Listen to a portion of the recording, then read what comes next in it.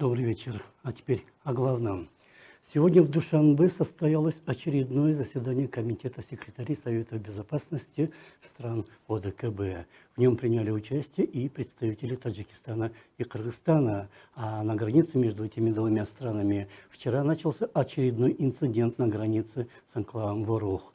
Сегодня даже произошла перестрелка между пограничниками, а началось с одиночных выстрелов ночью.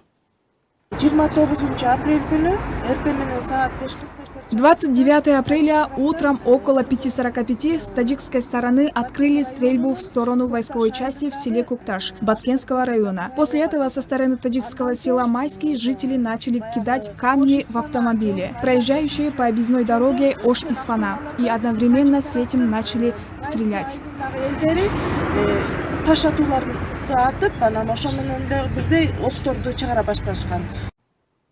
Стороны обвиняют друг друга в провокациях. Таджикский ГКНБ заявил сегодня, что кыргызская сторона пытается захватить головной водораспределитель на реке Аксу. Кыргызская сторона считает, что этот водозабор всегда принадлежал Кыргызстану, а таджикские службы начали вчера устанавливать там видеокамеры. Первым пострадал кыргызский гражданин, которому выстрелом попали в глаз. В результате этой ситуации житель села Кукташ среднего возраста получил ранение в глаз и доставлен в местную больницу для лечения. В целях охраны жизни жителей села Кукташ сотрудники милиции перешли сегодня на усиленный режим работы и пытаются стабилизировать ситуацию. Вчера, 28 апреля, ранения получили 3 человека, и сегодня утром ранен еще 1 человек.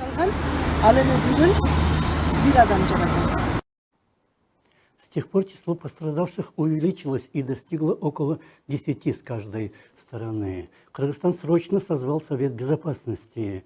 Жогорку Кеңеш тоже собрался на внеочередную сессию. Заседание прошло за закрытыми дверями. Кыргызский ГКНБ сообщает, что таджикская сторона применяет даже артиллерию в виде минометов.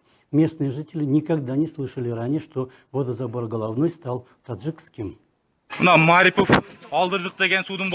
Вот начало канала, про который Марипов говорил, что потеряли канал Кайырма. Вот как раз здесь происходит столкновение между соседними народами. Донесите Ташиеву и Садуру Джапарову. Вон, видите, наших соседей на той стороне. Пусть Марипов ответит, пусть приедет на канал Кайырма. О том, что Кыргызстан потерял контроль над водозабором, впервые сообщил 3 февраля на сессии Жогорку Кеңеша Улукбек Марипов, когда его утверждали премьером.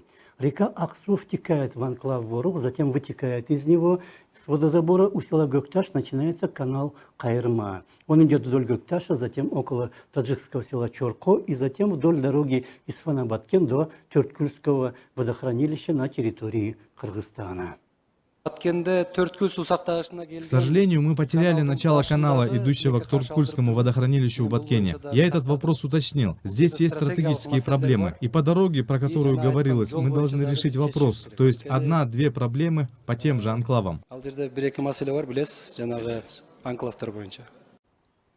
Возможно, стороны согласились о передаче водозабора таджикской стороне, иначе Марипов так бы не говорил, но проблема в том, что население об этом не знало, и теперь каждая сторона считает его своим.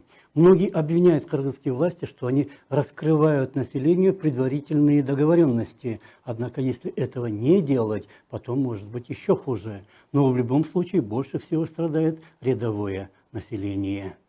С 3 часов утра мы не спали, со всех сторон стреляют. Мы как раз из того места, где все это происходит. Со всех сторон стреляли из автоматов, по шиферу на крышах стреляли, по домам. Одного из местных жителей избили, в него стреляли, увезли, говорят, в Лилек. Не смогли его навестить. В прошлом году одного парня избили, он сейчас мать не узнает, бедный. Ситуация достаточно обостряется. Звучат призывы, чтобы встретились президенты двух стран. Это была программа о главном. Ее вел я, Наран Аеп. Всего вам хорошего и до свидания.